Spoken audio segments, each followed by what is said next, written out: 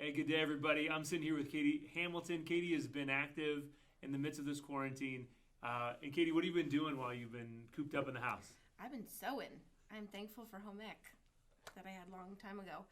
So basically, I've just been recognizing that there's a need. It kind of increases every day for these masks. There's tons of different masks. So I had recognized a need with some healthcare workers. I have some nurse friends, both back home in New Jersey and then in Alabama, who had seen me post about it, and it just kind of went from there. I started like the first week of March, but I'm basically making masks on demand as quickly as I can, Sure. as thoroughly as I can. So when did you? Okay, you said home ec class. When did you No. take home ec class? So middle school. I'm just saying I'm thankful for that knowledge of we have all these skills, Yeah. and now is a time to be like, what can I So do? who was your home ec teacher in middle school? I can't remember her name. I was actually talking to a high school friend yesterday because I made some for her husband. I can't remember her name. Yeah. And I think we sewed. Maybe we hand sewed. But like 8 years ago, somebody had given me a machine. Yeah. But like anything else, I just started looking online, Googling, YouTubing, took 2 different versions, merged them together, added my own little flair for the nose piece, and sent it to some friends who were nurses. And as soon as they got them, they were like, can you please make more? Oh. So then I just said, Lord, give me wisdom of who needs them, Mm-hmm. how many can I make a day? So how long does it take to do a mask? Probably 3 to 5 minutes. Okay. Once I have all the materials done, but like I have about 80 pieces already cut. Yeah. So when someone messages me and says I want 5, Yeah. then it's asking which cover do you want for people to see, Mm-hmm. and then it's just organizing it. But probably start to finish, like if you clocked me right now, probably 3 to 5 minutes. But Cool. again, I do them in waves. I'll do 5 of the Yeah. base piece, and then I'll iron them and set them aside, and then I'll put them together, sew them through. So I just do them in stages. It's been really fulfilling of recognizing a need and praying over them. I've been including these little verses in them because I don't know who's gonna get one, who knows the Lord and who doesn't. And so I'm just trying to plant seeds. This is just like open soil. I'm just throwing them Yeah. and letting God do the rest. But Good. so it's been pretty empowering to do something. In your mask delivery system, the Katie Hamilton great mask delivery system. What's the furthest one's traveled? So Louisiana. Okay. I have 2 high school friends who are both ER nurses, one in New Jersey and one in Alabama. So the one in Alabama I sent 6 to, her and her coworkers, and her manager immediately asked for 10 more and was like, where does she live? And she's like, Ohio. So I'm going to wait and, do that. I've had an order from a local hospital to have some for their pediatric and ICU nurses. So I want to get these done so that I can start. I went and bought 2 yards of Browns fabric, so they're getting all Indians and Browns. They can fight over whatever ones they want.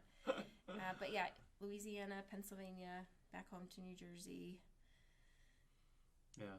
Only a few local ones. A lot of them have been mailed. Good. That's sweet. Where we used to live in Louisiana, we planted serious roots down there. Yeah. And so a lot of these masks have gone there. I've sent 15 to a friend who works for hospice care, and her staff have nothing. So they arrived yesterday. And I sent a box of these verses, or a booklet for her to pass out to patients. Because a lot of those patients, family members are not allowed to go in, so they're the only ones seeing them. So anyway, a friend from our church had posted needing prayer, and so I messaged her and I said, is everybody okay? And her aunt was actually the first in their parish to be diagnosed. And she had been on the ventilator for 10 days, and literally that night, or that earlier that day, she had suffered a massive stroke. So a few days ago, they took her off life support, and she went on to be with the Lord. But in that moment, I just felt God give me that mental energy and clarity of, okay, in this minute, I'm going to choose to keep sewing because there's nurses who are continuing to work. And tomorrow, I can stay in my pajamas, and I can drink coffee. I'm safe with my safe home and healthy kids. And so I just made that decision of I'm going to commit to do as much as I can. So where I have my machine, it overlooks our pool, and there's a window. And this is my favorite time of year because I love robins, I love birds. And what's cool is that when we first moved into this house, our home office was in this spot. And there were robins that built their nest in a rain gutter right outside the window. And so I quickly learned that I was obsessed with watching them. Yeah. Are they okay? Are the eggs okay? About 3 times a day, I'd hold my phone up with the reverse camera to check on them. Yeah. There are new birds coming, and this time they keep flying up over my head. So I think they're nesting in the other rain gutter, but I can't see them. Yeah. So it's like a different exercise of faith where it's like, Katie, you don't need to know where the birds are. Yeah. God's got the birds. Uh-huh. But it's just a weird thing of how he's talking to me through what he created from my little spot in our big world, of just a reminder of, I want you to recognize the birds because I care for them just as I care for you, and just as I care for the person getting this. Yeah. But you are not in charge Yeah. of what happens where they put their nest. The Bible, it talks a lot about sparrows and that God cares for them. Yeah. And they're just as important as us, and that they don't worry about their food. Yeah. So I shouldn't have to worry about my You can food. trust them. Yeah. Good. Yep. So I don't have to worry about, am I making enough? Am I doing enough? Should I make one more? That doesn't matter. Even if I stop now, he already knew that that's how many I was going to make. If the sucker, it's brand new, we had a little battle this morning. Some dust got in there. So I've cleaned it. I hope it works. I'm not worried about it. You know, it's just learning to be obedient, and through any season, God can condition us. Katie, I love your story. And one of the main reasons why is because I feel like it gives us a great snapshot of faith.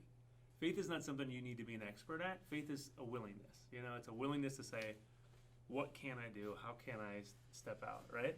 And so I love that your training was in middle school and YouTube, you know, and so then you just kind of stepped out in faith saying, hey, what can I do? This is something I can do.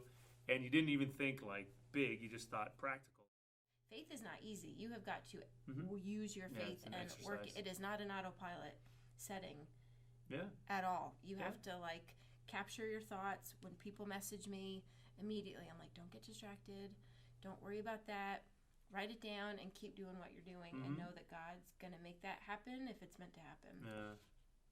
Good. This has been fun. What would you say to someone who is intimidated to do masks, but maybe, you know, maybe there's something else? Like, just ask God, who can I love on? Yeah. Whether it's getting your kids together and making cookies and just dropping them off, or whatever.